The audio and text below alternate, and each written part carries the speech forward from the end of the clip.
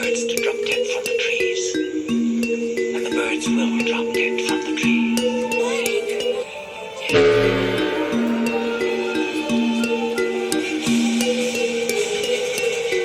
With friends, welcome one and all. I am Brett Woods, and I have the pleasure of talking with Josef Cannon, actor, writer, director, bouncer upon occasion. And welcome to the show, Josef Cannon. Hey, what's up, Brett? How you doing, man? Doing good. I'm over in Oregon. It's cold. Okay. This is good. Oregon, huh? Yeah. Do me a favor. Just talk a little bit. Get that mic a little bit more.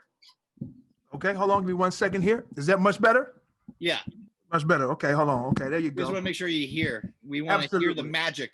You know what I'm saying? You have to hear the magic. There we go. Cool. So tell the people out there what you're working on. What basically, you've been acting for a while. Right. You're a seasoned actor at this point. I would assume you've been doing it. What got you? Tell us about you and your life, and what's brought you to this moment in time in your creativity. Well, it was interesting. I'm from Chicago, and came out to LA from Chicago, and writing was my thing. And I was a school teacher for many years. But the difficulty with being a school teacher is it didn't give me the freedom to take off in the middle of the day, take off on days when I landed some roles and things of that sort. So I eventually left teaching school, left the consistent check to work at different bars in the neighborhood as a door guy. Now, what was interesting about that was it was twofold. Number one, I was able to get time off to go to auditions. But the problem with being the door guy, the bouncer, is that the people that you would meet, if they happen to be in the industry, only saw you as the door guy. You know, so it's like, in one sense, I had the freedom to go to meetings, auditions, you name it. The downside was if I happened to meet someone that came into the bars where I was working at, they were nice, they were polite, but I was still the door dude. It's just that simple. So then you get in this quandary. It's like, okay, I can leave the bars, don't want to go back to teaching because again, it would affect my availability, being able to take off at the last minute, fly here, shoot this, do this, and come back. So I had to find some way around it. And I remember very clearly one day, I had some friends coming from England, and I was at Ralph's in Marina Del Rey. And as I'm walking through the shopping aisle, this young lady stops me and she goes, "Wait a minute. I think I know you. Are you an actor?" And I was like, "Absolutely. Thank you. My friends were all impressed. They were like, "Wow, Joseph, you recognize in the shopping aisles of the supermarkets and yada, yada, yada." As I'm walking around, I would see her in different aisles. As I get to the counter, she runs up behind me and she says, "I know where I know you from. You're the door guy at the Whaler." That day I quit. Oh, wow. I quit. Because like with any position, any job in life, people need to, no one wants to buy their home. If you are buying a home, you want your real estate person to be a full-time real estate person. You don't want them selling pieces during the day and trying to sell you a $4 million home at night. Yeah. Sad but true. That's the mentality that we have. And it's the same thing. If they see me at that as that dude, then I knew that work would be limited because getting people to see you how you want to be represented, no matter what your field is important. So threw myself into it full time. Fortunately, I had some savings packed away that bought me some time. Next thing you know, work starts coming. Boom, boom, boom, boom, boom. A lot of people have had a hard time during the recent COVID. COVID has been a wonderful time for me. I wish COVID would last another 2 years. COVID has been the busiest time in my life. And I know a lot of people going through some heartaches, you know, lost some lives. And I'm very compassionate about that. I'm very aware of that. I'm very safe in that regards. But I would be lying if I said COVID has not been very, very good to Joseph. I've worked more in the last, even before COVID hit, tons of work has been happening. It's been nonstop. And I think what happens when as an artist, when you throw yourself into something, when you all in, you have no choice. Either you sink or you swim. Yeah, And there's no backup plan. no backup plan. No backup plan. I remember when I first came out here, my mom said to me, son, what's your plan B? I said, plan B is for people who suck at plan A. It's like, I don't want to have I don't, and even as a teacher, this is what's very interesting. As a teacher, I would tell my students and their parents, which didn't go over quite well, don't teach your children to have a fallback plan. I said, because if you listen to that, in theory, you're teaching them how to prepare to fail. Yeah. There's no way around it. There's no way around it. If you consistently tell your children you need a plan B in case plan A doesn't work, they're spending time learning to prepare to fail. Not a mindset. And as a teacher, I saw that. And it bothered me that here I am as an educator, and I'm preparing children, young adults, to do something when they fail. And it just didn't sit right with me. And wanting to lead by an example, I knew the best thing I can give my students, my former students, is for Mr. Cannon to jump up, go out there and do his damn thing. And I get so many text messages and emails from former students who are in the industry as well.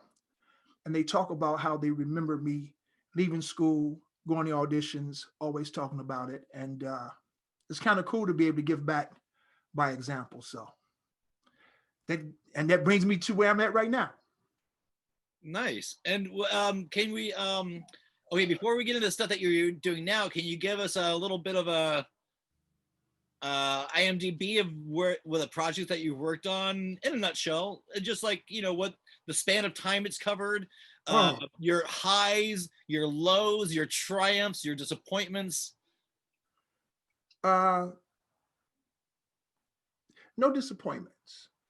No disappointments, because I think anything that you do in the art field is preparation.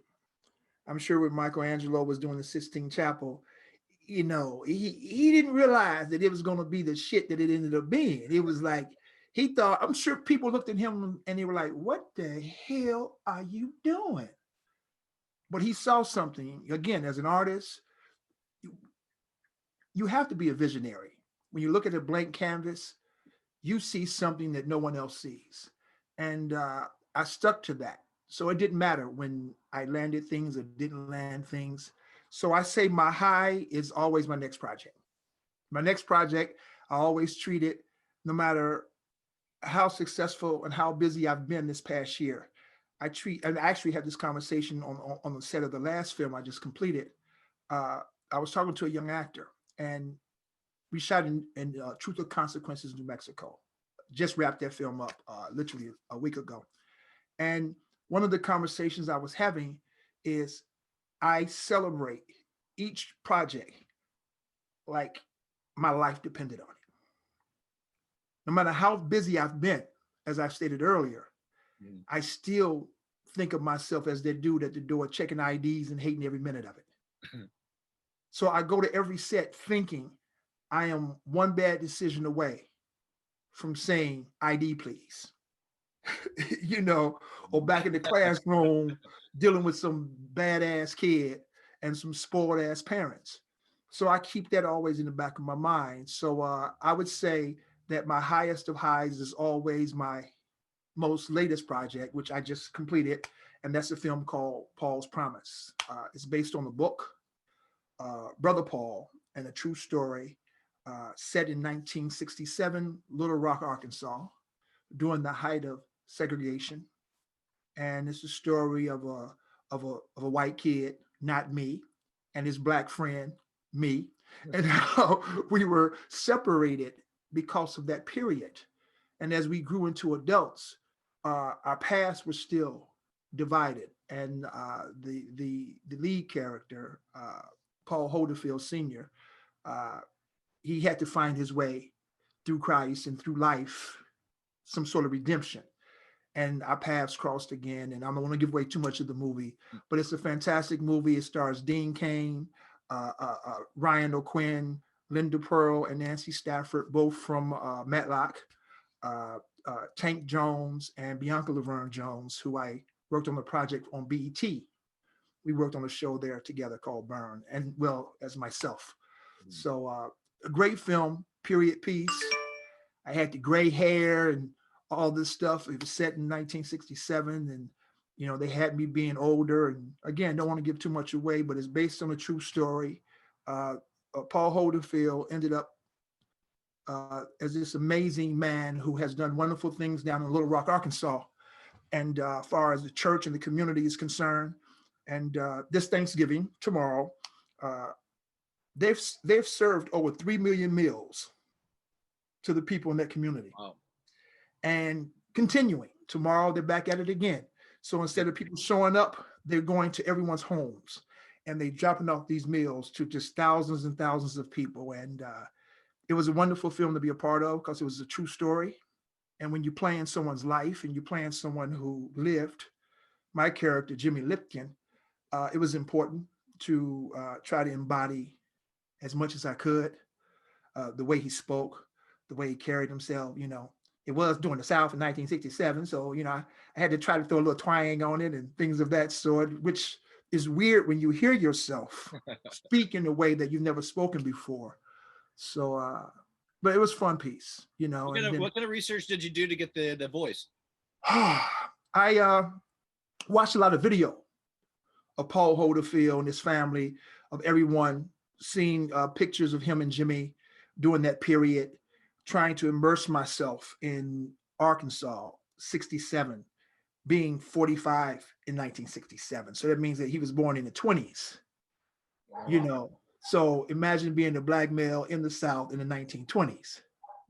So, that's some things that he's seen that he didn't say, and then all of a sudden he kind of spoke kind of nasally and he spoke kind of fast and then he just was kind of speaking this way sometimes, and I thought of Morgan Freeman in Soldier Story. When he would say some things, I was just picking from that, and then my grandfather and things of that sort, And we have a couple of people in the film who are from, like Ryan O'Quinn is from Virginia, the lead actor who I play opposite, and he has a Southern drawl.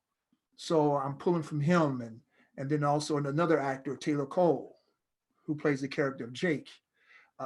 He was our accent police. He was the one that would let you know. And he never came to me to say that I wasn't doing it right. So I always felt good. After I finished, I always looked over at Taylor to try to get any idea if I was on it or not. But he always gave me the thumbs up. So that's a trip. I just was watching that. There's been a little bit of controversy with this accent stuff happening with did you see the Irish movie where I think it's God, what's her, she's gorgeous, Emily Blunt. Yes, they're playing the Irish people, right? Yes. Okay. But sometimes everyone's got a different Irish accent in the movie. In the trailer, I forget the movie, it just came out like a few days ago, but it was the trailer almost looks like it almost looks like a comedy because everyone's got these heavy fucking Irish accents, and it is. Did you see that? I haven't seen it, but my daughter's mother is from Ireland, so I didn't even realize she was Irish until we were on the plane flying back to Dublin, because it seemed like her accent hit her as the wheels of the plane were landing. Because I'm sitting next to her, and my entire life I've never heard this Irish accent. All of a sudden, we hear the pilot says we're about to land in Dublin or whatever, and the wheels come down, and this person sitting next to me is asking the stewardess, and she sounds like the Lucky Charms character on the tops of the cereal, right? And she has that Irish accent so thick. I'm like, who the hell are you? And this was my wife. I was like, what the hell? You mean she's never said the word potato in front of you? She never said the word potato? Oh, man. She never spoke. I didn't realize she was that Irish until the wheels touched down in Dublin. So, but then visiting different places in Ireland, if you go to Liverpool and places of that sort, you have a more of a Scouser type. So even though the film may have had a very heavy, either Northern Ireland accent or whatever, there's so much you can literally go to different little cities and you would get variations.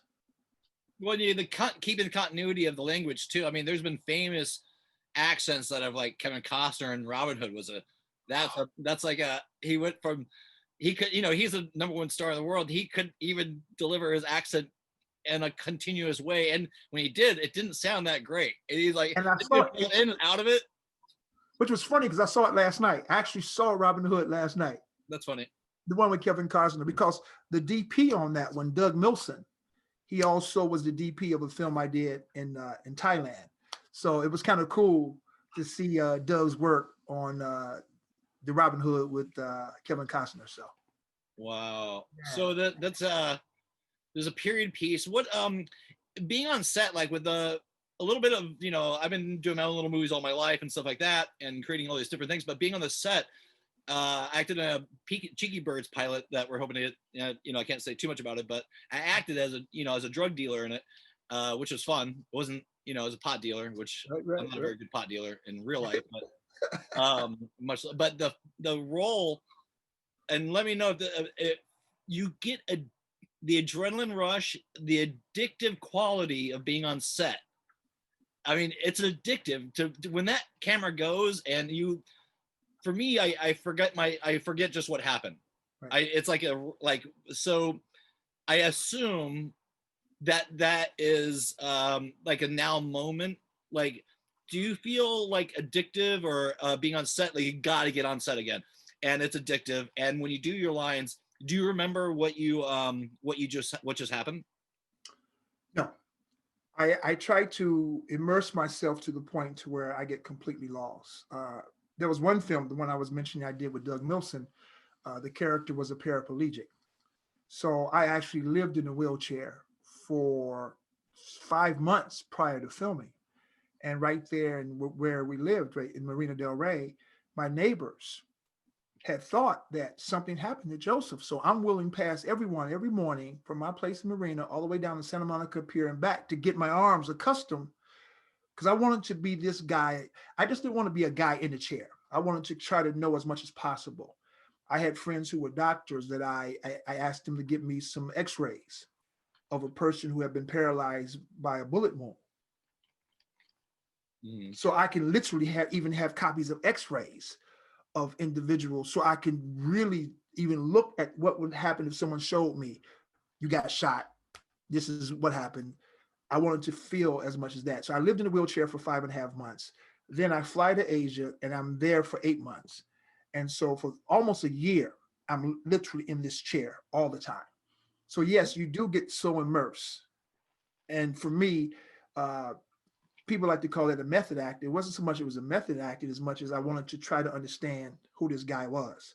This guy just didn't jump up, go play some basketball and come sit in the chair. He literally had to live like this. So I think in order for me to do justice to his world, I had to be in it as much as I could. So yes, I agree with you.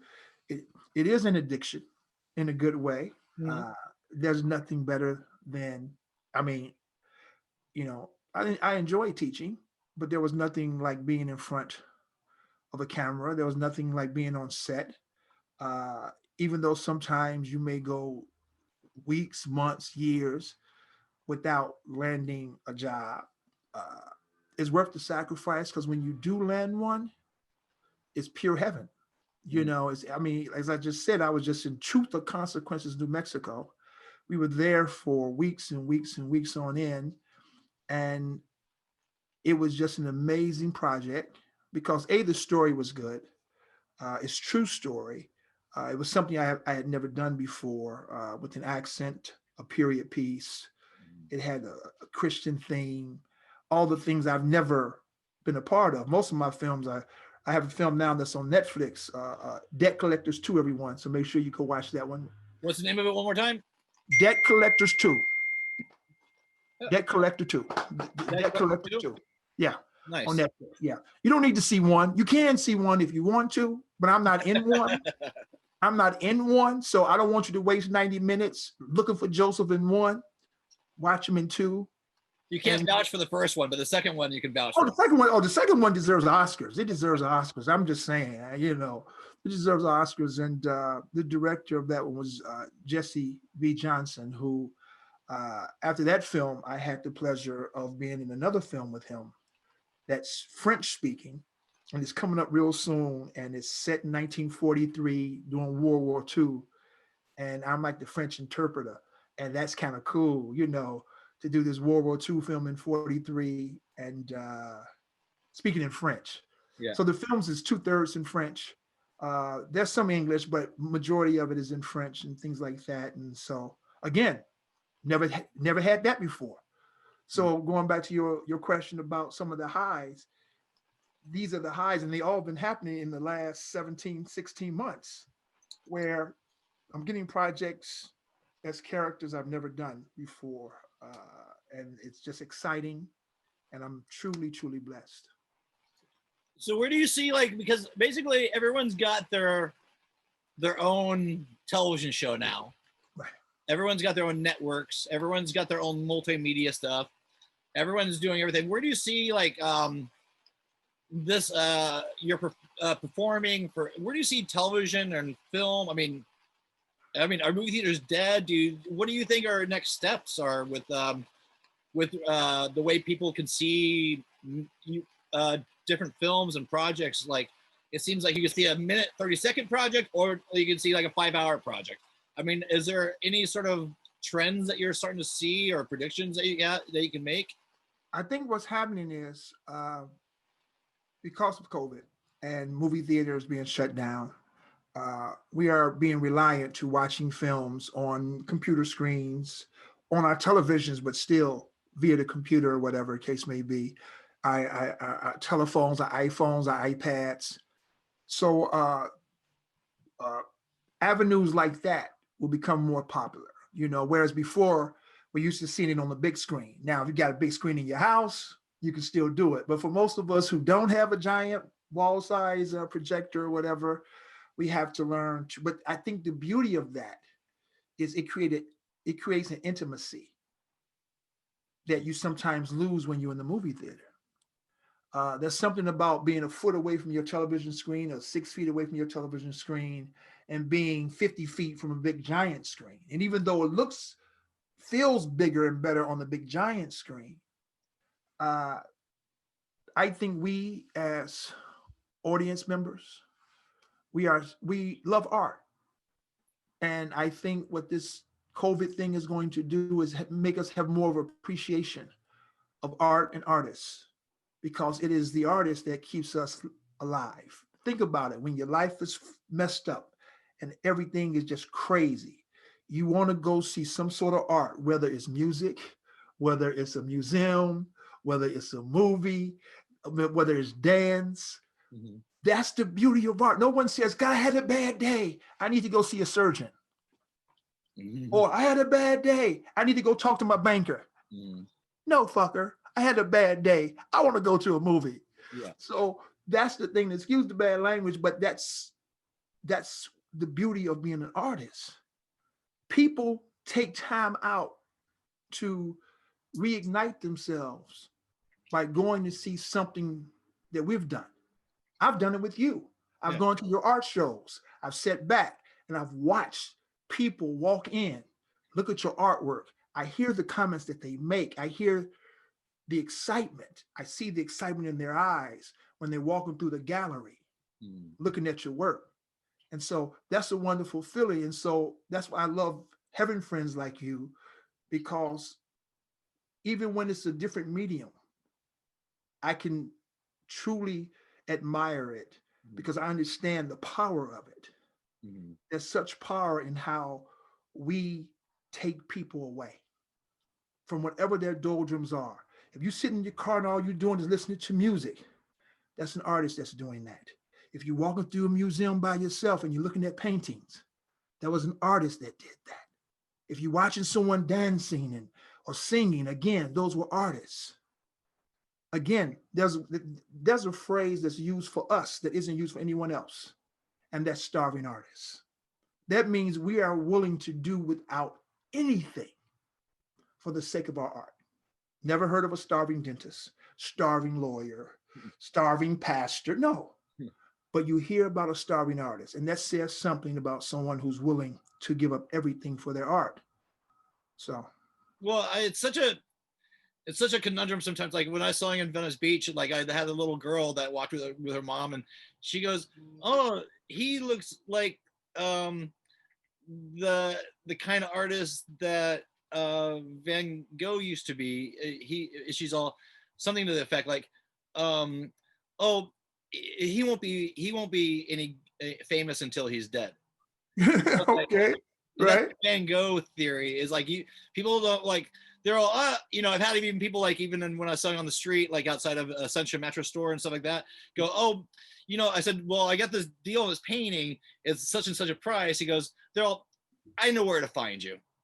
I was like, I don't know. I mean, this is a lot of work just to do that. I mean, I don't want to get complacent with people thinking that it's just that easy just to stay in a spot. So it's like fishing, or, Right. It's like, I don't want people to I don't want to be on the street selling paintings. I'd rather have them come to a gallery and do it proper. And I think what happens though, Brett, as much as people use the arts, they also disrespect the arts. That's the conundrum. That's where they don't stop to think that they spend their hard-earned money to go see artists, no matter who the artists are, whether it's music, dancing, acting, singing, it doesn't matter. Whenever we go to do any type of entertainment, some facsimile of art is going to be the destination. Mm-hmm. But now here's the funny thing about it. Most people only give credit to the artists that have already crossed over to that plateau. They don't think about that those artists was basically that dude painting on the corner, or maybe that door guy that's checking IDs. They have no idea that that artist may have done that before. Like now, people who see me on the sets, they have no idea about me either as a school teacher or me working at doors. And but all of those things were a big part of my journey. Mm-hmm. You use it as fuel. Every time I went to work, and you hate it. Like, if you're painting and you're out there and you get insulted when, someone has something, a snide comment about, yeah, of course you're a writer. What bar you work at? And you just want to just pimp slap them. You just want to just give them a backhand. Yeah, But I was selling in Venice, in Santa Cruz in downtown, which I love to do when we are able to do things like that. But they have this. It's weird because you're putting out there, trying to be positive, and you're basically, doing your thing and surviving, and making money through your craft. And I had some people say the most ridiculous bullshit, like, "Oh, you try to sell this shit?" As I walk by, and then when they're approaching me, they look like the nicest person in the world.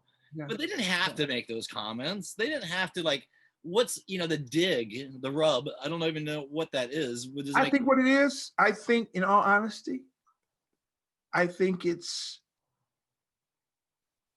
admiration and envy that's mashed together. Because what happens is we are willing to give up everything.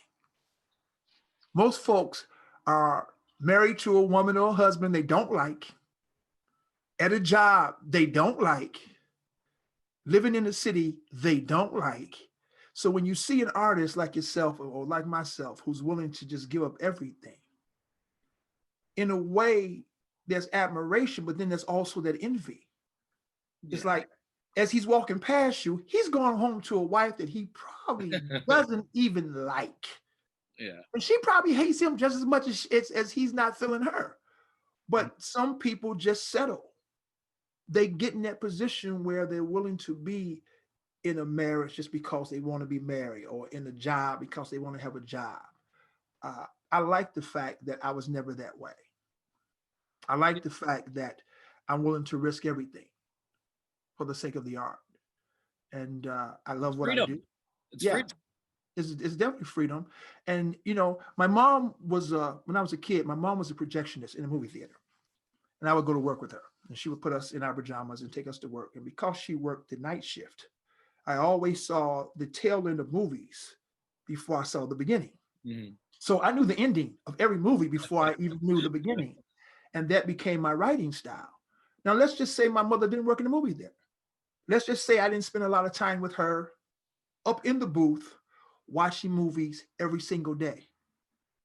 I probably wouldn't be the artist that I am now. Mhm. And so that led me into loving the art world the way that I do, understanding, because after a while, I would just look down at the audience. Because when you see a film multiple times, you know when the scare or the scream or the whatever is going to come. So now I'm no longer watching the screen.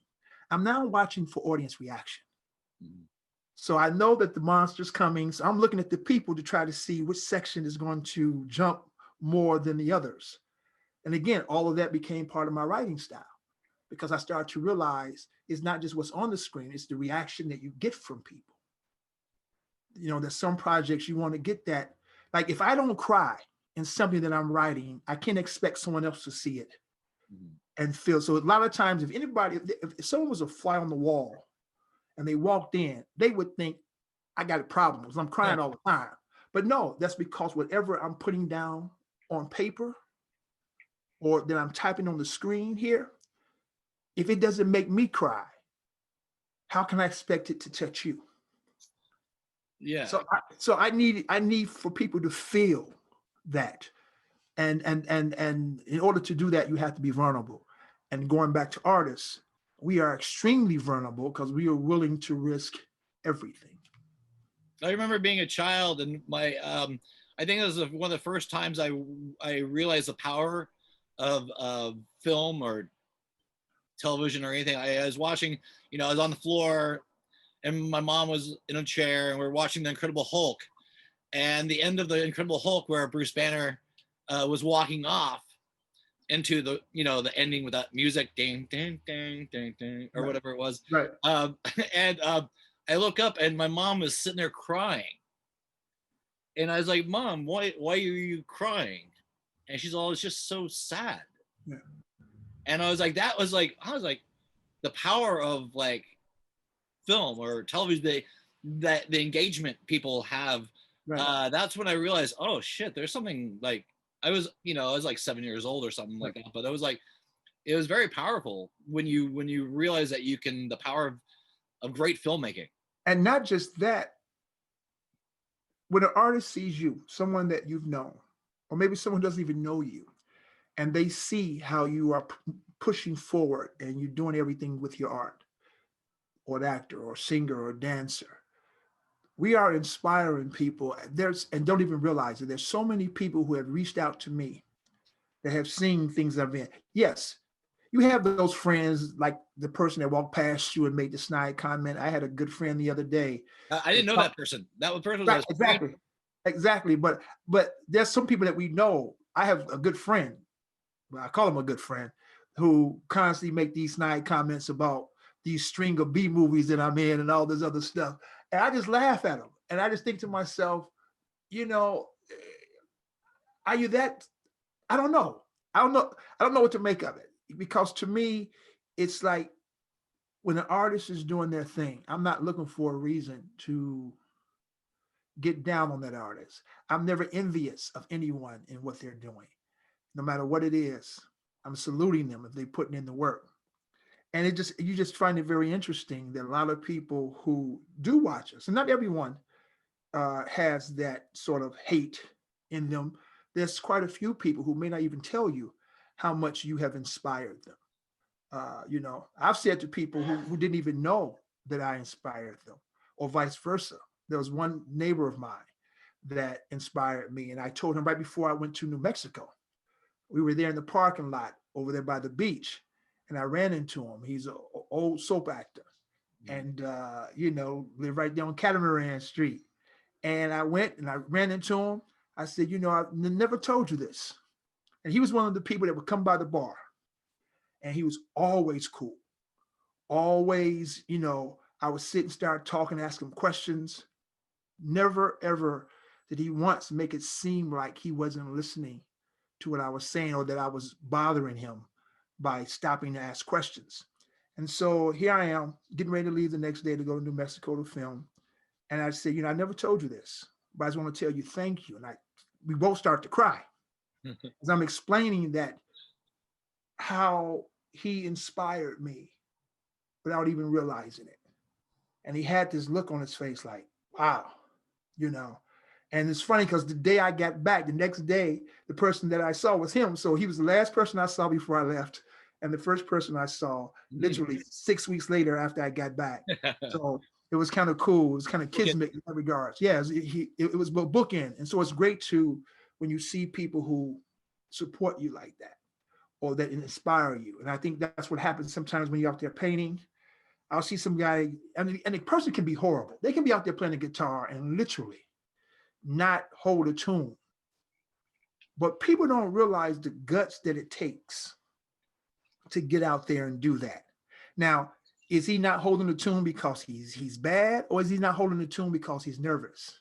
Mm-hmm. But either way, it doesn't matter. The fact that they're out there trying, I'm going to go in my pocket and give them whatever I can to try to show my support. And because I admire anyone who's willing to put themselves out there to be vulnerable like that. So, because not many people like ourselves do that. And, and you, my friend, you've always been a great guy. No matter whatever I saw you, you've always been supportive. See a fly? Look at, the spider came. Let's see if we yeah, can. Yeah, I saw the spider. Yeah, that's kind of cool. That's actually kind of cool. The many webs we weave in our. There's no spider. I don't like to kill anything. We'll put this in a plant real quick. There you go.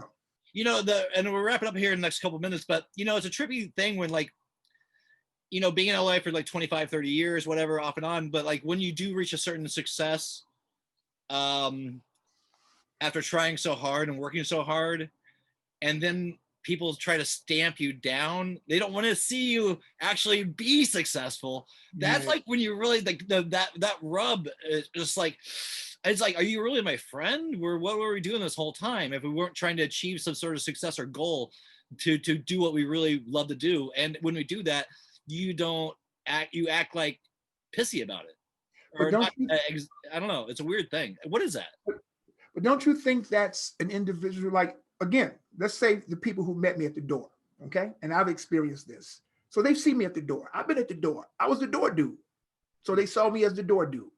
Now I'm on TV everywhere. And if the movie theaters were open, I would literally have 4 films in the movie theater in the next couple of weeks. So, but they still, the same people that used to go to the bars. So now what's happening is I'm that reminder of what can happen if you focus and go after it.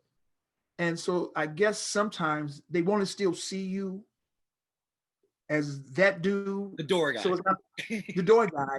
So it's not a reminder of, I remember one person said to me, the film that I have on Netflix right now, someone says, yeah, man, I saw your film on Netflix. It was okay. I'm like, did you watch it? He goes, yeah. I said, was I in it? He goes, yeah. I was like, okay. He's like, what's your point? I'm like, what's your point, brother? The fact that you spent 90 minutes watching a movie that I was in. I don't recall spending 90 minutes watching you do a damn thing. And so I'm like, I judge other people. Yeah.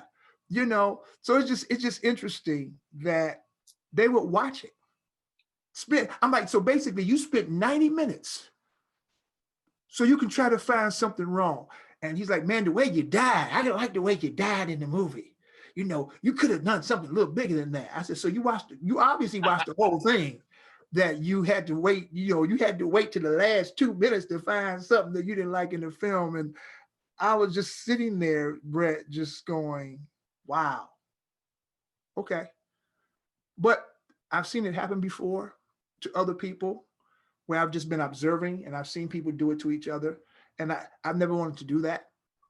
But in a way, I think the greatest thing about when that happens, it's a reminder that you're doing something, no one ever comes down. The homeless dude can be homeless. Ain't nobody gonna ever say shit about the homeless dude. Because he's already at that basement spot. But if you're trying to ascend and do something fantastic and you're starting to do things fantastic, that's when you're going to find more people trying to find reasons to bring you back down. So Yeah, I nip it at take your it, heels. yeah. It's very strange, and you lose people along the way too. Oh, absolutely. And Absolutely. which is sad because friendships are lost and friendships are made. But if you're creating every day in a now space and doing what you love, you're winning. Yeah, I agree. But again, I think we're blessed, Brett, because we've been artists since pretty much we were able to breathe. We have an advantage. Mm-hmm. We've always been these dreamers, these visionaries, these people willing to risk everything. A lot of people, in their defense, were raised by parents that made them always want to be safe. So all they know is how to be safe. They don't know how to step out and do something more. So if they see someone like yourself or like myself who's willing to risk it all, and then they go, wait a minute, it can be done. But it's still scary to them because they've spent their whole lives wanting to make sure that they get a check every 2 weeks, that they're able to pay all their bills, they're able to have this perfect FICO score. I used to tell people at the time, my FICO score was like James Bond. It was 007. I didn't give a shit. I didn't care. It didn't matter to me. I just wanted to make sure that I was just doing my art. And eventually everything else would turn around and it has. But you have to be willing to sacrifice. And it's interesting. We can have this conversation and it makes sense to us because artist to artist, we've both been at that ebb and flow. So we get it. Mm. The average person may have 3 jobs their entire lives. Think about that, Brett. Wow. The average person may have 3 to 5 jobs. If you have 5 jobs in your life, people question how often you've changed jobs. Most people, think about it. Most people, they finish college, they get a job, they start working at 23, 24. They're there 20 years. So by the time they're 45, they've already been at one place for 20 plus years. Again, there's nothing wrong with that. No, that's cool. If that's what you can, if that's what you built, if you can do it. If you built that way, yeah, you might get 20 minutes out of me. That's why I love going from film to film. I can be like in this guy, I was 1967, period piece. The film before that, I'm in Lithuania doing a war movie. The film before that, I was playing 3 characters for a series. And the project before that one, I'm doing the film that's on Netflix right now. Not to mention Snowfall, where I'm a crackhead. I get a chance to be everything. Yeah. And there's a vulnerability in that freedom there to do that, to put yourself out there, which I think that's where sometimes people get a little, they retreat to their safe zone or their safe place, because there is a vulnerability when you put yourself out there and you take a chance to be that free. And that's what we do. If you're doing art or creating, that's where that vulnerability, like, you put yourself out there. What do I don't even know if it matters what people think of my art. I'm going to still do it no matter what. I mean, I want to make people happy. I want to make pretty pictures.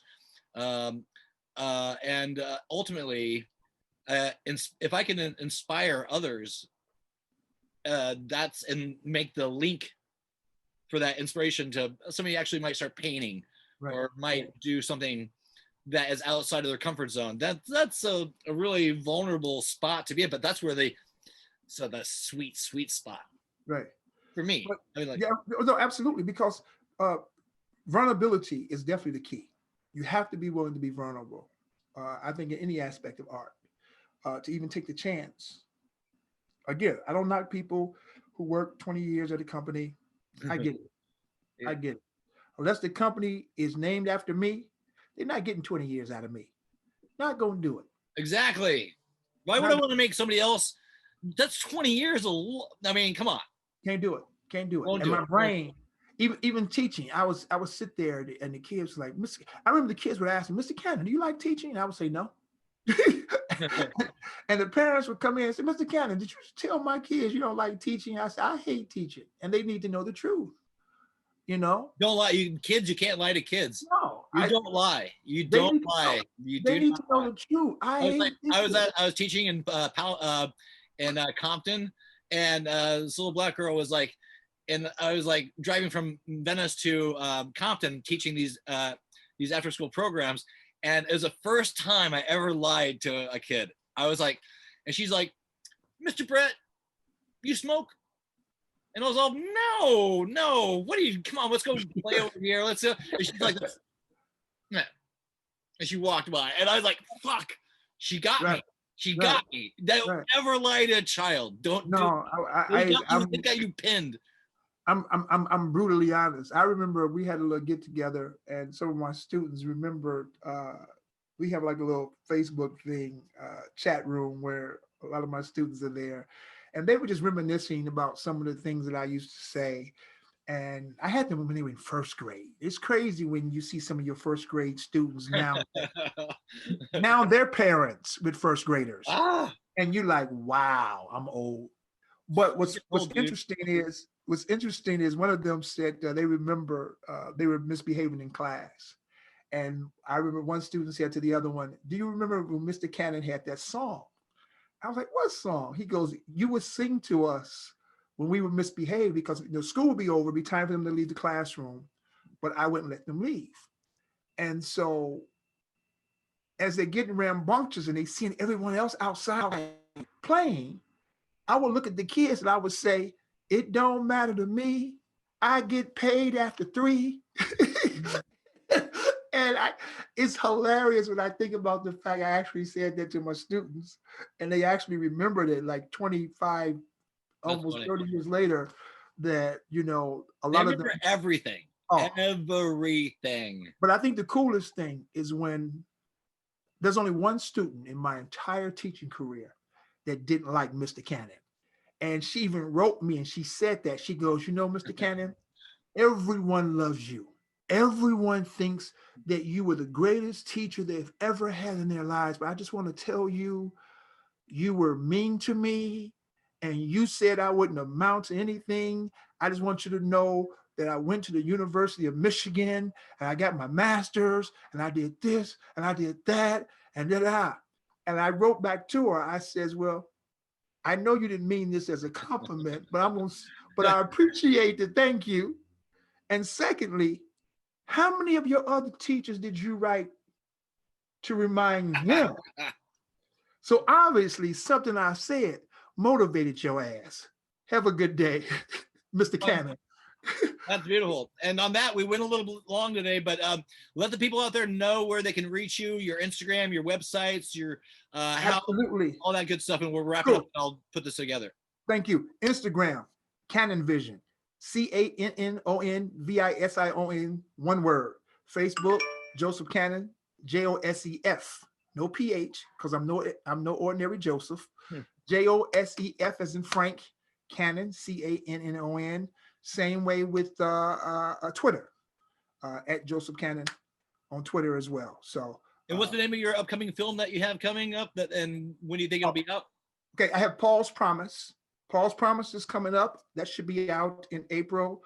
The TV show Ticker, an anthology series, should be coming out real soon. 3 Bars, Ave Maria, Snowfall. Oh my God, we got so many other things going. Something else. Oh my God, I'm forgetting something. On Netflix right now, there's Debt Collector 2. That's on Netflix. There's something else. It's going to hit me when I say goodbye. But hey, just follow Joseph Cannon and you'll be able to keep track of what it is that I'm doing. Brett, it has been a pleasure. Thank you so much, my brother. I appreciate you. Well, I hope to make a movie with you someday too. So Brett, let's keep that going. Absolutely. We're going to do that. And look, continue to do the magnificent artwork that you do. Enjoy Oregon. Stay safe. Much love, my brother, and happy Thanksgiving to you. Yeah, much love to you guys over there in Venice, and keep everyone safe. I think about Venice all the time. I'm freezing my ass off in Oregon, but until we get things in, let's just keep on creating and making good shit. Sounds good, my brother. Enjoy your Thanksgiving, man. I will. And you guys check out BrettWoods.com. Brett Woods, BRETTWOODS.com. I try to get people to my website for 20 years. No one's going there. And also, this was and always will be Brett's with Friends. I hope you like this show. There'll be many more coming. Thank you, Mr. Joseph Cannon. Very talented writer, director, actor. That's it. That's it. That's it, baby. That's it. All right. Cheers, guys. Cheers out there. Hope everyone's drinking. Cheers. Thank you, brother. Thank you, sir. Absolutely, man. Be safe.